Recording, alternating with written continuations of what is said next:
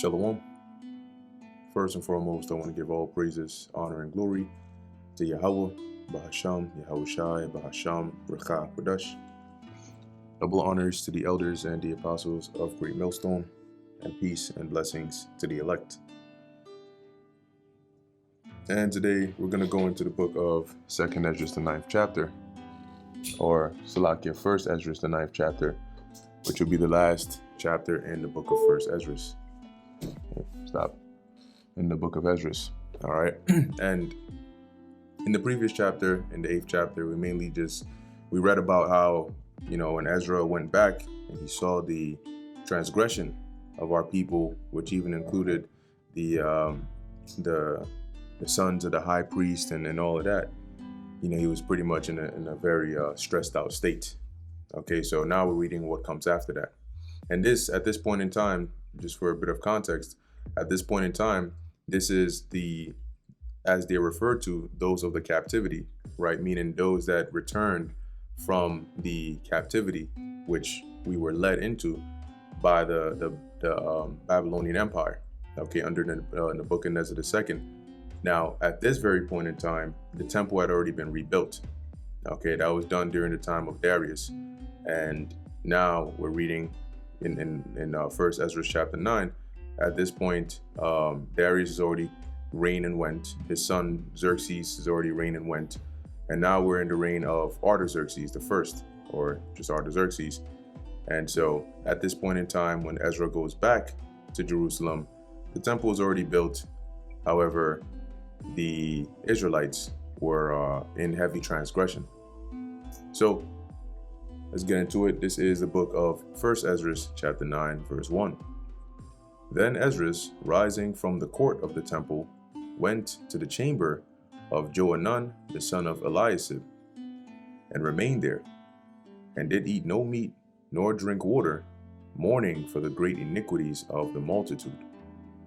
And there was a proclamation in all Jewry and Jerusalem to all them that were of the captivity. Now, Jewry is let me just type it here. As you can see, it just says Jewish people collectively, right? A Jewish quarter or in a town or a city. So when they say, when you come across that term Jewry, it's not anything, unknown. It's just referring to Israelites. So there was a proclamation made in all Jewry and Jerusalem to all them that were of the captivity. So those that had returned, because not every Israelite returned. That they should be gathered together at Jerusalem, and that whosoever met not there within 2 or 3 days, according as the elders that bear rule appointed, their cattle should be seized to the use of the temple, and himself cast out from them that were of the captivity. And in 3 days were all they of the tribe of Judah and Benjamin gathered together at Jerusalem, and the 20th day of the 9th month. Now, also keep in mind, right, that at this point in time, the kingdom is split, right? The kingdom got split after the reign of King Solomon, but it was during the time of the Assyrians, which right now we're probably somewhere around the 400s and something BC. The Assyrians, when they came and besieged the Samaria and deported the northern kingdom, that was somewhere around the 720s BC. So we're talking about a good 200 to 300 years that has passed in between. Right, so at this point, the bulk of the northern kingdom, or the 10 tribes as they call them, not as they call them, the 10 tribes, had come to the Americas.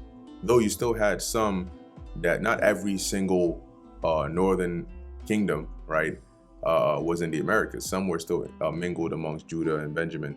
Now, it doesn't mention Levi here, but the Levites were here as well, because when the kingdom got split, you had the northern kingdom and the southern kingdom, and the 3 main tribes in the southern kingdom were Judah, Benjamin, and Levi. Okay, so though it doesn't mention Levi here, they were here, of course, as we're about to read. All right. And in 3 days were all they of the tribe of Judah and Benjamin gathered together at Jerusalem, the 20th day of the 9th month. And all the multitude sat trembling in the broad court of the temple because of the present foul weather. So they had you can imagine them, right? And it had to be a lot of people. And they gathered there But at this time, it's probably, when the skies are all gloomy, it's cold, it's maybe it had rained or whatever the case is. So it wasn't a comfortable weather. But what do you expect? The Lord wasn't happy with what was going on at the time. So Esdras arose up and said unto them, Ye have transgressed the law in marrying strange wives, thereby to increase the sins of Israel. Now let's make a reference to that. To there's many different parts in the Torah that you can read about that, and one of the accounts here is in Exodus 34 and 14, and on down. And actually, when you read these laws, you'll notice that a good majority of them were to segregate Israel and the other nations. Like, the Lord did not want us to mingle with them for the purpose that, pursuant to Deuteronomy 7 and 6, we're different. We're holy. We have a different way of living. But by intermingling with them, you can get influenced by them and start to go off. And so when you look at a lot of the laws that the Lord told us to keep, especially like some of the things where he said, don't do this, don't do that, a good portion of them were things that these neighboring heathens would do. And so the Lord was explicitly telling us not to do those things, because that was a part of how we would be kept sanctified and holy and separate from the people of the land or the neighboring nations. Now, this is Exodus 34 and 14. For thou shalt worship no other God. For the Lord Yahweh Ba'ashem Yahushai, whose name is jealous, is a jealous God. And today they try to make jealousy seem as though it's a bad thing, and I think there are about two forms, right? You can say some people think of jealousy in the sense of envy, right? You're jealous of someone in the sense of envy, of like you look at them and you kind of want what they have and you want to be like them and that kind of thing. And then there's also the form of jealousy which comes from the general sense, right? If a girl says you're jealous, or you're a jealous kind of guy, it basically means that you don't like to tolerate others trespassing on what's yours, right? Let's put it like that. Okay, but that's actually a feeling that the Lord put upon us for a reason, because when you go into the law, there's actually a law that goes into if the spirit of jealousy comes upon a man concerning his wife, and he starts to suspect that she's maybe not being loyal, guess what? There's actual action you can take about that, where you take them to the elders, and they make this concoction, and the woman has to drink it. And if she did indeed cheat on you or commit adultery, then I think it says her thigh would rot, right? So you can imagine that something would manifest, right? You could see like her skin would like change. Now, I don't think it's the rot in terms of like it'll turn to maggots or anything like that, but there would be some effect that concoction would have upon her that would conclude that yes, indeed she was committing adultery or something like that. But if she drank it and she wasn't, she was just being loyal, then she will be fine. See, so jealousy is not a bad thing. Like today they try to make it seem like, this guy's jealous because he's insecure, or blah, blah, blah, blah. So, going back where we at, Exodus 34 and 14, for thou shalt worship no other God, for the Lord Yahweh whose name is jealous, is a jealous God.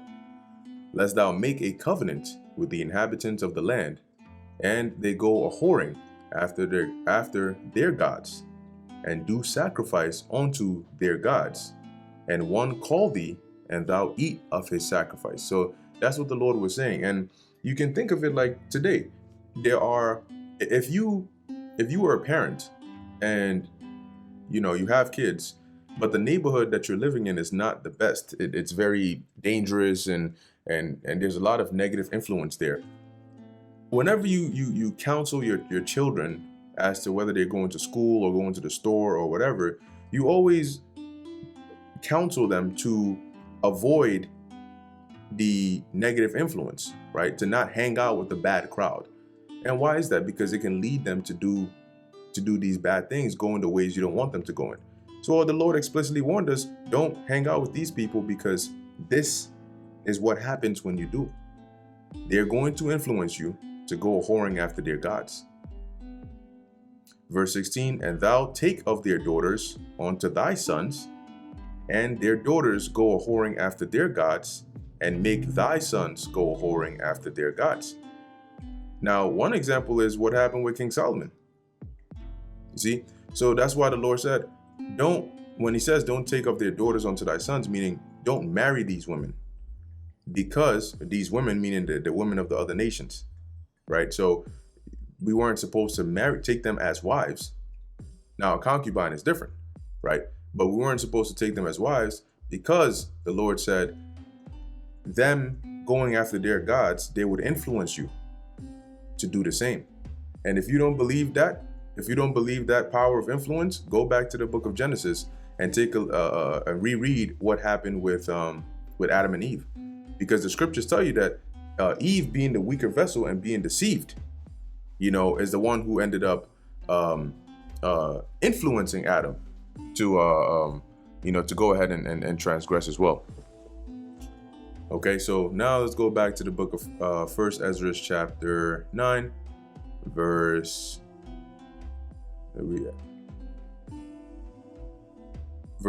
8. And now by confessing, give glory unto the Lord, power of our fathers, and do his will, and separate yourselves from the heathen of the land and from the strange women. Then cried the whole multitude and said with a loud voice, like as thou hast spoken, so will we do.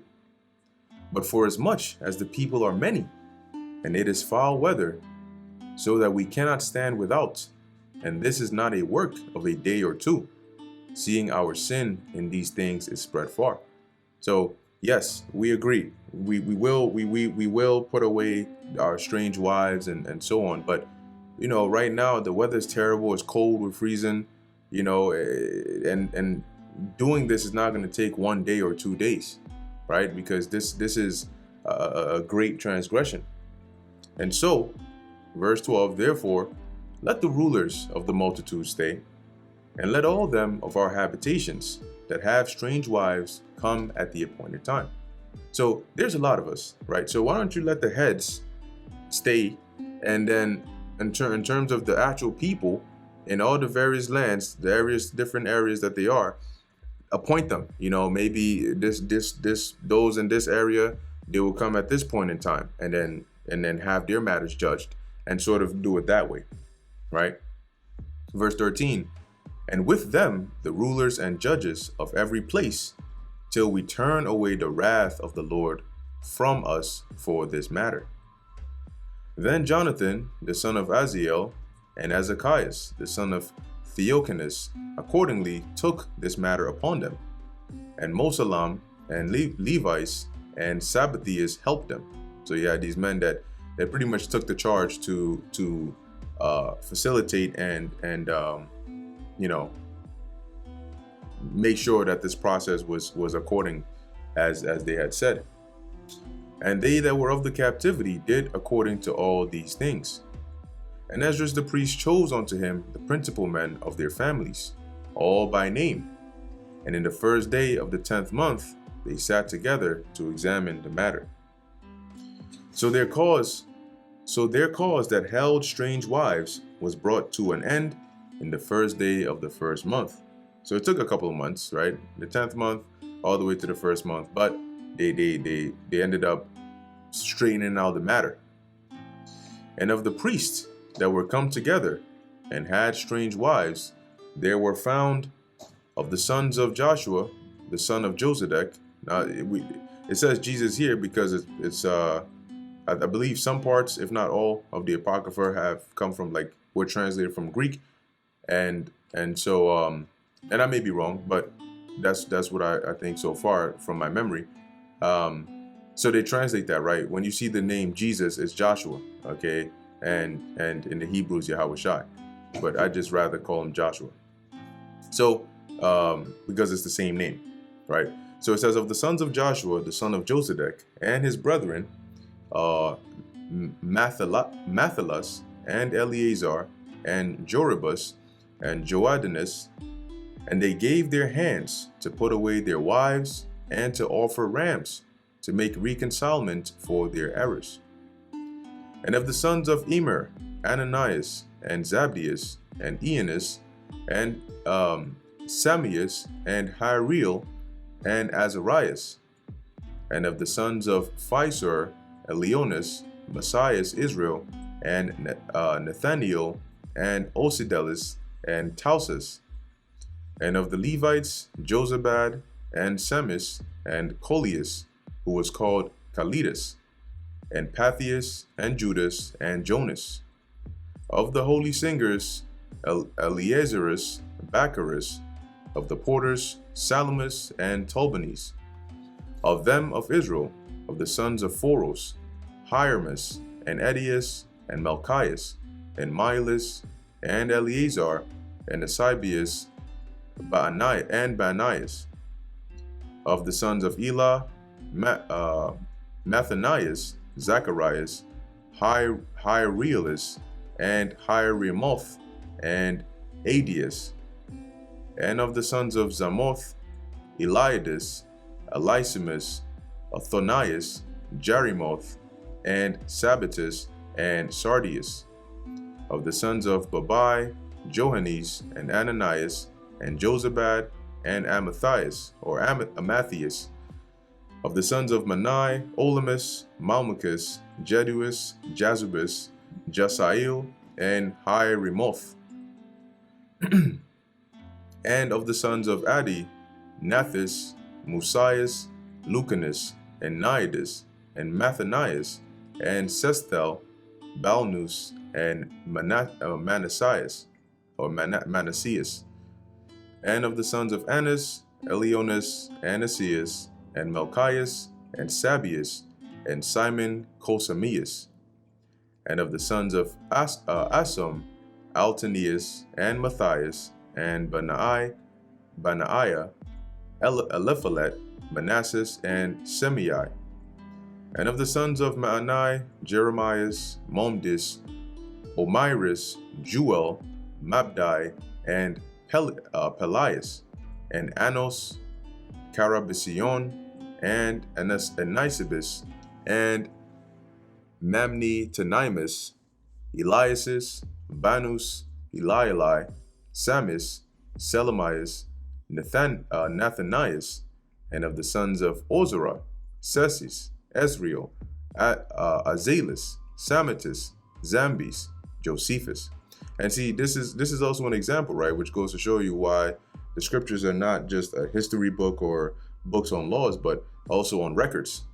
Okay, it doesn't just skim, and skip here. It'll give you the actual records of the names, because especially, as part of the ancient world or the customs, having your records, who were the sons of who were the sons of who, was very important, because that was how you would identify of what family or what lineage or what line you were from. Therefore, what were you permitted to do? And of the sons of Ethma, Mazzatias, Zabadias, Edis, Juel, Banaias. All these had taken strange wives, and they put them away with their children. Okay, so I guess there goes the answer to what I was speculating on in the previous chapter. Okay. And the priests and Levites, and they that were of Israel, dwelt in Jerusalem, and in the country, in the first day of the 7th month. So the children of Israel were in their habitations. And the whole multitude came together with one accord into the broad place of the holy porch toward the east. And they spake unto Esdras the priest and reader, that he would bring the law of Moses, that was given of the Lord God of Israel. And remember, when you read in the book of 2nd Esdras, the 14th chapter, now don't get confused. So, yes, you have 1st Esdras and 2nd Esdras, but it's not, those two books are not written in chronological order per se. In the book of 2nd Esdras, it's a more detailed record of the revelations that were given to Esdras while he was in Babylon from the Lord via the angel Uriel. In First Esdras, it's really a record from the point of being taken captive by the Babylonians up to the point of being brought back to rebuild the temple, and finally up to this point in time where we are. Okay, so there may be an account you may be reading in the book of Second Esdras, but that might have already transpired already by the time we're reading in, like, say, First Esdras chapter 9. So just to clarify that there. So when you go to the book of Second Esdras, the 14th chapter, you remember there's an account of, let me actually go back and let's go there real quick just for reference. Second Esdras chapter 14. And I believe it's somewhere around the, here we go. So Second Esdras chapter 14, verse 20. Behold, Lord, I will go as thou hast commanded me. Now this is Esdras. And reprove the people which are present. But they that shall be born afterward, who shall admonish them? Thus the world is set in darkness, and they that dwell therein are without light. For thy law is burnt. Therefore no man knoweth the things that are done of thee, or the work that shall begin. How is the law burnt? Well, same way the temple was burnt, right? When the Babylonians came in, and with the help of the Edomites, because the Edomites were, I think, First Esdras, the 4th chapter. Yeah, First Esdras, the 4th chapter, somewhere around the 40th verse or so, Zerubbabel mentions that, how the Edomites burnt the temple and all of that. And guess what? The laws were in there. So what Ezra was asking the Lord here, verse 22 is, but if I have found grace before thee, send the Holy Spirit into me, and I shall write all that hath been done in the world since the beginning, which were written in thy law, that men may find thy path, and that they which will live in the latter days may live. So now when we go back, now as Esdras is back in Jerusalem, the people asked him to bring forth the law, okay, that they may hear it and they may know and they may follow it. So verse 40, so Esdras the chief priest brought the law unto the whole multitude, from man to woman, and to all the priests. And by the way, when you keep reading in 2nd Esdras 14, Esdras had writers. And so what the Lord did was he put the spirit upon Esdras and strengthened his memory to where he was able to recount all the things that had happened from the beginning all the way to, you know, the point that was sufficient. And you had those writers which wrote and kept writing everything that they heard. And this scene is also depicted in the book of Eli. When you watch the book of Eli and you look at the ending scene, when the main character shaves off his beard and all that stuff, and he's laying there and I think it's like a couch or something, and he starts to recall, he starts to basically, I think he starts with, it was played by Denzel Washington, right? So he starts like in the beginning, and then you had the old man that was typing it all out, and before you knew it, they had typed out the whole, almost like the whole Bible. Where do you think they got that scene from? But interestingly enough, people would deny the validity of the Apocrypha, right? But that account is in the Apocrypha. It's in 2nd Esdras 14. So whoever made that movie, the director or whatnot, clearly must have had knowledge of that. So back in 1st Esdras chapter 9, verse 40. So Esdras, the chief priest, brought the law unto the whole multitude, from man to woman, and to all the priests to hear law in the first day of the 7th month. And he read in the broad court before the holy porch from morning unto midday, before men and women, and the multitude gave heed unto the law. So they came, they took heed, they listened. And Esdras the priest and reader of the law stood up upon a pulpit of wood, which was made for that purpose. So he was basically more on an elevated area where he would be able to see everybody and they would be able to see him. Verse 43, and there stood up by him Mattathias, Samus, Ananias, Azarias, Urias, Ezekias, Belasimus upon the right hand. Now, it says, and upon his left hand stood Phaaldias, Misael, Melchias, Lothasibus, and Nabarias. Now, what's interesting, which I don't know if this is actually the case, and I don't even know if there's a solid way to prove that, but interesting. The names that I find interesting here are Ananias, Azarias, and Misael, because these are the same names of the three holy children. At least their Hebrew names, right? The ones who were taken captive to Babylon with Daniel, and their names got changed to Shadrach, Meshach, and Abednego. Now, the reason that it's interesting is because if indeed this was them, then they would have had to have lived for, quite a decent amount of time. And also they would probably be very old around this point in time. But like I said, it's just something that, stood out. Not saying that this is them. This could have been any other individuals with those same names, but it's just interesting how all three of them, or all three of those three individuals with these three names were together at this point in time with Esdras.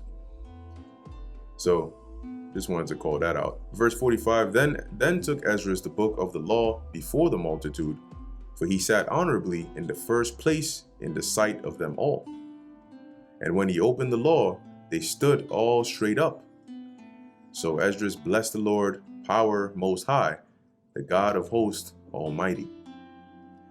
And all the people answered, Amen. And lifting up their hands, they fell to the ground and worshipped the Lord.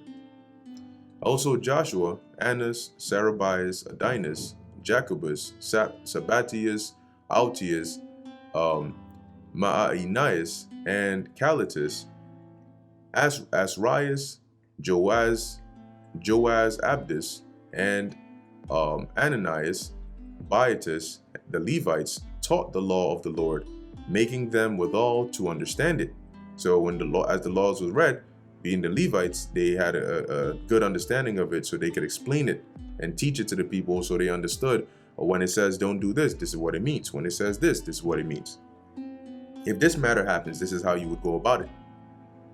Then spake authorities unto Esdras the chief priest and reader, and to the Levites that taught the multitude, even to all, saying, This day is holy unto the Lord. For they all wept when they heard the law. Go then and eat the fat and drink the sweet, and send part to them that have nothing. Now, when he says eat the fat and drink the sweet, he's not telling the people to go and eat actual fat, and he's not saying go and drink like sugar, right? But eat the fat and drink the sweet is the fat and the sweet is just another way of saying, like, the good things, right? If you hear about the fat of the land or the fattest places, it's not like you go to a land and there's just like places that have fat just stacked on them, but those would be like the best, So it says here, for this day is holy unto the Lord. So they were what he was saying is, just rejoice, right? Eat, drink, feast. Why? As verse 52 says, for this day is holy unto the Lord, and be not sorrowful, for the Lord will bring you to honor.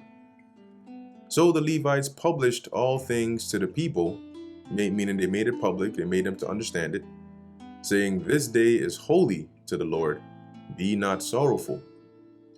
Then went they their way, everyone to eat and drink, and make merry, and to give part to them that had nothing, and to make great cheer, because they understood the words wherein they were instructed, and for the which they had been assembled.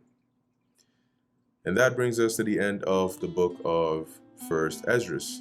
Okay, so Lord willing, this was edifying to the elect. In closing, I want to give all praises, honor, and glory to Yahweh, Bahasham, Yahweh Shai, Bahasham, Racha, Kudash.